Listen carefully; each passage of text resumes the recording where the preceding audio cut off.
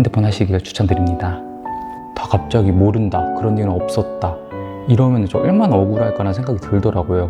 외적인 걸로 사람 판단하지 말자 이런 내용이지만 그럼에도 있으면 저는 진짜 기절할 것 같아서 좀 선무당에 사람 잡는 느낌 날까봐 뭘 조사를 안 하고 그냥 하고 있었거든요. 그래서 나중에 제가 혹시 또 읽고 좀 더 느끼는 게 많으면 그때 한번 또 이렇게 해보겠습니다. 기회가 있다면. 네.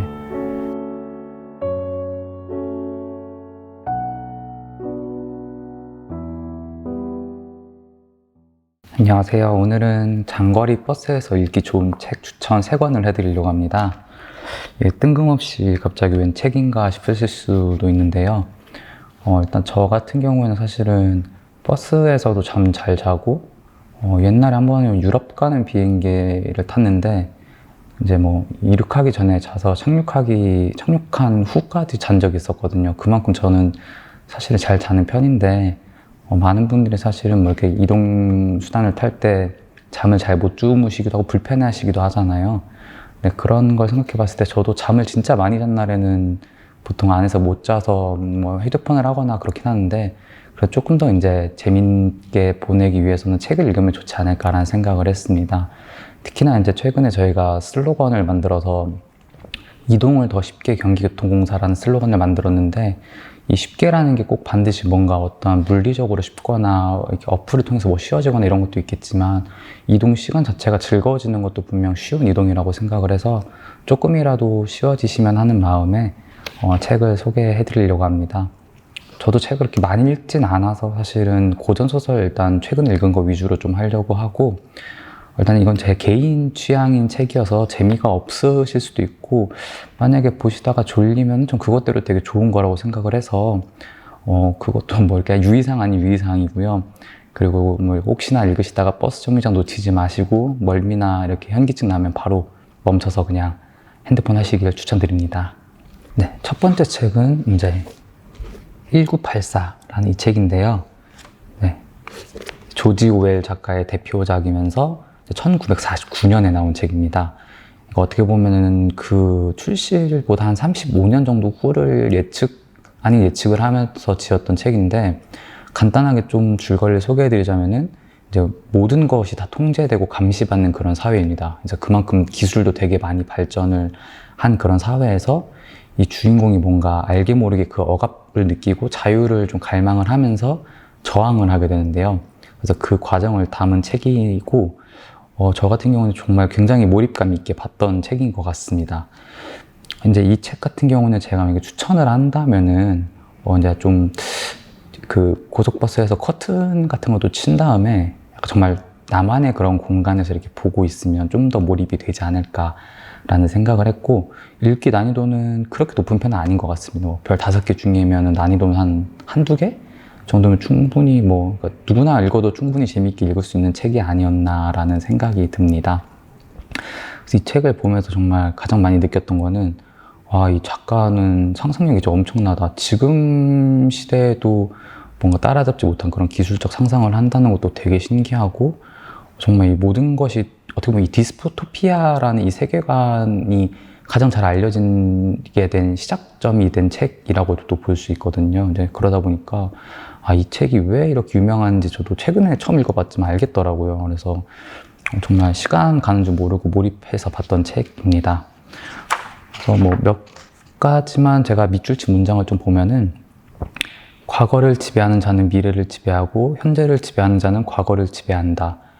어떻게 보면 이거는 조금 당연한 얘기일 수도 있긴 한데, 어떻게 보면 역사라는 것이 원래 늘 승자의 편에서 기록이 되는 것이잖아요. 그래서 그런 것들을 좀 잘 나타내기도 했고, 정말 이렇게 억압되고 있는 그 사회라는 것을 잘 나타내는 문장이 아니었나라는 생각이 들고요. 비슷하게 자신의 기억 외에는 아무런 기록이 없을 때 제 아무리 명백한 사실이라고 해도 그것을 어떻게 증명할 수 있을까라는 게 있는데요. 저는 제가 만약에 그 주인공 입장에서 예를 들어서 분명히 한 2년 전에 어떠한 되게 세계적으로 유명했던 사건이 있었는데, 분명 모든 사람들이 그땐 그거에 대해서 다 막 얘기를 하고 했는데, 2년이 지난 지금에는 다 갑자기 모른다, 그런 일은 없었다, 이러면 저 얼마나 억울할까라는 생각이 들더라고요. 근데 정말로 사람이 세뇌를 당하면 저렇게 될 수가 있나? 막 이런 생각도 하게 됐던 것 같고, 여기에 나온 이 주인공과 다른 사람들의 차별점을 가장 잘 나타낸 문장이 아닐까라는 생각이 들고요. 마지막으로 추천드릴 문장은 단어를 없애는 건 멋진 일이야 라는 문장인데요. 이 세계관 안에서 사람들을 좀 더 억압하고 사람들을 좀 멍청하게 만들려고 단어를 최대한 많이 없앱니다. 심지어 어떤 얘기가 하냐면 어차피 한 단어가 있을 때 그 반이어는 굳이 필요가 없다. 이거 하나로 반이어까지 할 수 있다. 뭐 이런 말도 안 되는 얘기가 나오는데 사람들은 또 그걸 고지고대로 받아들이면서 거기서 나오는 어떠한 이 세계에 가장 물든 사람 중 한 명이 단어를 없애는 건 멋진 일이라는 말을 하는데, 아, 정말 이 단어가 주는, 이 언어가 주는 얼마나 큰, 큰 힘을 알기 때문에 더더욱이 문장이 좀 많이 와닿았던 것 같습니다. 그래서 약간 디스토피아 이런 거 좋아하시는 분들 일단 무조건 이걸 좋아하실 것 같고, 좀 아마 SF 대부분의 영화들도 다 디스토피아적인 게 있어서 그런 장르를 좋아하시면 아마 웬만하면 재밌게 보시지 않을까라고 생각을 합니다. 네. 다음 책은 프랑켄슈타인이라는 책인데요. 아마 많은 분들이 제목은 다 들어보시고 프랑켄슈타인이 약간 괴물 같은 그런 느낌의 어떤 그런 인물을 얘기하는 그런 책이라고 많이 알고 계실 것 같아요. 근데 저도 사실 이 책을 읽기 전까지는 이 프랑켄슈타인 하면 일단 그냥 솔직히 말해서 좀 괴물 같은 거를 좀 표현할 때 많이 쓰는 것 같았고, 옛날에 제가 하던 게임에서도 약간 이런 캐릭터가 있었거든요. 그래서 저는 그냥 그런 소설인 줄 알았습니다. 뭔가 솔직히 저는 이게 뭐 영웅적인 스토리여서 이렇게 괴물을 뭐 이기는 이런 내용인가라고 생각을 했었는데, 알고 보니까 완전히 깊은 뜻이 있는 그런 책이었습니다. 일단 메리 셸리라는 작가가 지었고 출시 연도는 1818년입니다. 거의 지금보다 200년, 210년이나 더 전에 나왔던 책인데도 아직까지도 많은 사람들이 이렇게 사랑하는 거 보면 역시 명작들은 다 이유가 있는 것 같습니다. 대략적인 스토리를 말씀드리자면은 이제 한 주인공이 과학자인데 이제 어쩌다 보니까 정말 너무 똑똑하고 천재여서 생명을 창조시켜 버립니다. 정말로 생각도 하고 감정도 있고 인간이랑 다를 바 없는 생명을 창조하는데 그 생명체가 이제 인간이라고 하기엔 조금 외적으로 약간 무섭은 그런 형태를 띠고 있어서 주인공 본인도 자기가 만들어 놓고서는 이렇게 말하면 좀 버려버려요. 멀리하고 꺼려하고 막 그렇게 합니다. 그러다 보니까 이 생명체는 막상 태어났는데 자기도 감정이 있고 생각이 있는데 정말 사람을 사랑하고 싶은데 사람들은 다 자기를 겉모습만 보고 미워하고 심지어 자기 자신을 만든 어떻게 보면 창조주의 그런 입장인 주인공마저도 자신을 외면하고 배척하고 이러니까 근데 그것에 대해서 너무나도 이제 힘들어하면서 나중에는 결국은 이 자신을 만든 창조주에 대한 복수를 꿈꾸고 그렇게 좀 하게 됩니다. 그래서 그런 둘 사이의 갈등이 뭔가 주인공이 이 생명체를 만드는 과정과 이 둘의 어떠한 약간 서로가 얽히고 얽힌 그런 이야기들이 주로 다루는 내용입니다. 근데 일단 이거에 대해서 뭐 추천 좌석을 말씀드리자면 일단은 저는 창가 자리는 일단 절대 안 될 것 같습니다. 제가 무서운 걸 좀 안 좋아하고 못 봐서 그런데 저는 이런 거 보면 되게 상상을 많이 하게 되는데 갑자기 옆에 봤는데 이렇게 이런 그러니까 이 내용 자체가 외적인 걸로 사람 판단하지 말자 이런 내용이지만 그럼에도 있으면 저는 진짜 기절할 것 같아서 저라면은 창가 자리는 안 앉고 최대한 사람 옆에 앉아서 좀 안정감을 취하면서 읽을 것 같고요.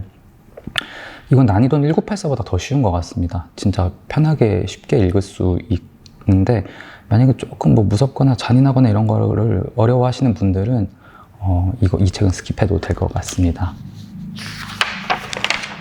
밑줄 친 문장 몇 개만 읽어드리면은 그렇다면 나는 괴물, 그러니까 땅 위의 오점과 같은 존재일까? 그래서 사람들은 모두 내게서 도망치고 인연을 끊으려고 하는 것일까? 이게 어떻게 보면 자기도 태어나고 싶어서 태어난 것도 아니고 태어났을 때 모든 걸 다 알고 있는데 자기도 사람을 사랑하고 싶은데 자기가 버려지고 맨날 사람들이 다 미워하고 이러니까 얼마나 고민이 많았겠습니까? 저 같아도 솔직히 저 이렇게 만들어 놓고 그렇게 저를 배척하면 저도 화가 날 것 같더라고요. 그래서 이게 이 책의 가장 큰 주제가 아닐까라는 생각은, 그러니까 인간이 대체 무엇인가라는 것에 대한 근원적인 질문을 좀 던진 책이 아닐까라는 생각이 들었고요. 그 다음 또 하나는 삶은 비록 고통의 축적일지라도 내게는 소중하다라는 말을 이 생명체가 하는데요. 사실 저는 제가 이 생명체의 입장이 되면 얼마나 좌절하고 이렇게 힘들고 슬플 것 같은데, 그럼에도 이 삶이 소중하다고 얘기를 하는 거 보면서 어떻게 보면 진짜 이 생명체가 솔직히 말해서 주인공인 창조주보다 더 인간 같은 모습을 보일 때도 있거든요. 그래서 이런 깊은 내용을 담은 작가님도 정말 대단하고, 어떻게 보면 이것도 아까 1984처럼 이러한 장르의 어떻게 보면 시초 같은 책이라고 할 수도 있거든요. 되게 유명하게 된 그런 계기가 된 책이고, 이래서 역시 고전소설들은 다 유명한 이유가 있다라는 생각을 많이 하게 된 것 같습니다. 네, 다음 책은 이제 이방인이라는 책인데요. 이게 제가 기억하기로는 코로나가 막 한참 그렇게 유행할 때 갑자기 이 책이 다시 역주행하고 많이 떠서 그 당시에 베스트셀러가 됐던 걸로 기억을 하는데요. 일단 알베르 까뮈라는 작가의 책이고 출시 연도는 1942년입니다. 일단은 사실은 이 책은 조금 난이도가 있는 것 같습니다. 저도 다 읽었지만 지금도 뭘 말하려고 하는지는 알겠다만 읽으면서 조금 어렵긴 하네 이런 생각을 좀 했던 것 같고요. 추천 좌석은 뭐 아무 데서나 앉으셔도 될 것 같습니다. 근데 좀 졸리실 수도 있어서 좀 창문 살짝 열어놓고 보시는 것도 추천드립니다. 그래서 난이도도 조금 있으니까 그거는 약간 감안을 해주시면 좋을 것 같네요. 뭐 이 책은 사실 반전적인 요소, 중간에 반전 요소가 하나 있고 그 다음 요소들이 뭔가 좀 주로 이루는 것들도 있어서, 일단 스포 없이 좀 말씀드리자면은 줄거리는 이제 어느 날 갑자기 주인공의 어머니가 돌아가셔서 주인공의 어머니가 계신 양로원이었나? 거기에 가서 이제 장례식을 치르고 이런 내용인데, 이렇게 시작을 하는데, 근데 거기서 어머니가 죽었는데 너무 무덤덤한 남자의 모습을 보면서 사람들이 되게 놀라는 그런 장면들이 많이 나옵니다. 그래서 이런 식으로 되게 뭔가 그 주인공의 감정에 대한 것들에 되게 좀 초점을 많이 맞추면서 줄거리가 계속 이어지는 그런 내용입니다. 그래서 중간에 어떤 하나 사건이 일어나는데 그거는 말씀드리면 너무 큰 스포가 될 것 같아서 일단 줄거리는 이 정도로만 하고, 이 책이 사실 계속 결국 하고 싶었던 말은 제가 생각하기에는 이 감정이라는 거에도 기준이 있는가, 그리고 좀 사회가 정한 정상이라는 것에 대한 그 기준은 무엇인가 라는 생각을 많이 했던 것 같아요. 사실 뭐 누구나 그렇겠지만 저도 제가 생각했을 땐 이게 정상이라고 생각을 했는데 남이 생각했을 땐 그게 비정상일 수도 있는 거고, 반대로 그 사람은 정상을 생각했는데 저는 비정상이라고 생각할 수도 있는 거라서 이 정상이라는 것을 어떻게 기준을 잡느냐가 굉장히 어렵기도 하고, 정말 그게 좀 어떻게 보면 갈등이 많이 발생할 수밖에 없는 요소지 않을까라는 생각을 했던 것 같습니다. 이 책의 유명한 문장을 하자면, 사실 이거는 정말 유명한 거죠. 가장 첫 문장인데, 오늘 엄마가 죽었다. 아니 어쩌면 어제였는지도 모른다. 라는 그런 문장인데요. 솔직히 전 지금도 이게 무슨 뜻인지 정확히 모르겠습니다. 그냥 느끼기에는 엄마가 오늘 죽었나 어제 죽었나 나에게는 별로 관련이 없다라는 그런 허무하기보다는 좀 되게 무덤덤한 감정을 보여준 게 아닐까, 그거를 좀 한 문장에 담은 게 아닐까라고 생각을 하는데, 제가 이거를 찍을 때 처음에 너무 뭔가 좀 많이 알고 찍으면 또 좀 선무당에 사람 잡는 느낌 날까봐 뭘 조사를 안 하고 그냥 하고 있었거든요. 그래서 뭐 틀릴 수도 있지만 저는 그렇게 좀 느꼈던 것 같습니다. 그 두 번째는 그것은 마치 불행의 문을 두드리는 네 번의 짧은 노크 소리 같았다. 근데 이게 이제 이 책의 반전되는 그 분위기 반전이 되는 그쪽에 나오는 그런 문장인데, 일단 저는 그 불행의 문을 두드리는 네 번의 짧은 노크 소리라는 이 표현 자체가, 와, 어떻게 이런 문장을 쓸 수 있을까라고 되게 감탄을 많이 한 것 같아요.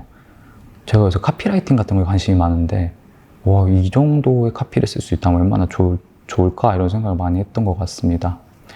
그리고 마지막으로는 당신은 죽은 사람처럼 살고 있으니 살아있다는 것에 대한 확신조차 없다. 내가 빈손일 듯 보일 것이다. 그렇지만 내게는 확신이라는 게 있다.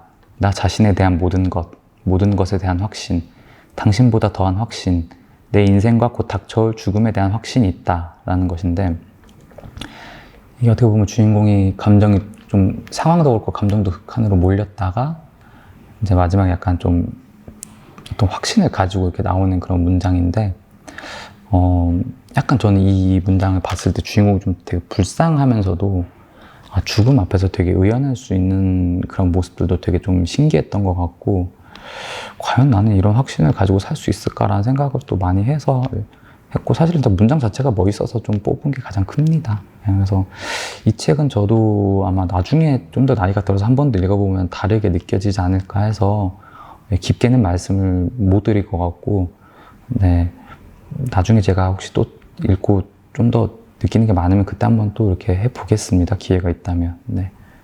네, 그렇게 해서 이제 이렇게 세 권의 책을 추천을 드렸는데요. 아유, 손이 없네. 네. 이제 뭐 저도 원래는 제가 고전소설을 많이 읽거나 그러진 않았는데 요즘 최근에 읽다 보니까 이게 괜히 유명 책들이 아니구나라는 생각도 들었고, 이게 좀 뭐 나쁜 게 아니라 비문학이나 이렇게 자기계발 이런 거 읽는 것보다는 그래도 고전소설이 좀 더 내용도 있고 이게 흐름이라는 게 있어서 버스나 어떤 이동수단에서 읽었을 땐 좀 더 낫지 않을까. 그리고 이게 다 웬만한 게 두껍지가 않아요. 그래서 장거리 버스에서 읽으면 진짜 좀만 빨리 읽으면 그 안에 다 읽을 수도 있어서, 네, 그래서 좀 더 이제 이동을 하실 때 심심하지 않고 마음이 좀 더 쉽게 좀 이렇게 이동하실 수 있지 않을까 해서 좀 이렇게 촬영을 해봤고요. 나중에 저희가 뭐 또 다른 장르의 책이나 뭐 다른 장르인 뭐 영화나 드라마 이런 것들도 한번 추천해 보도록 하겠습니다.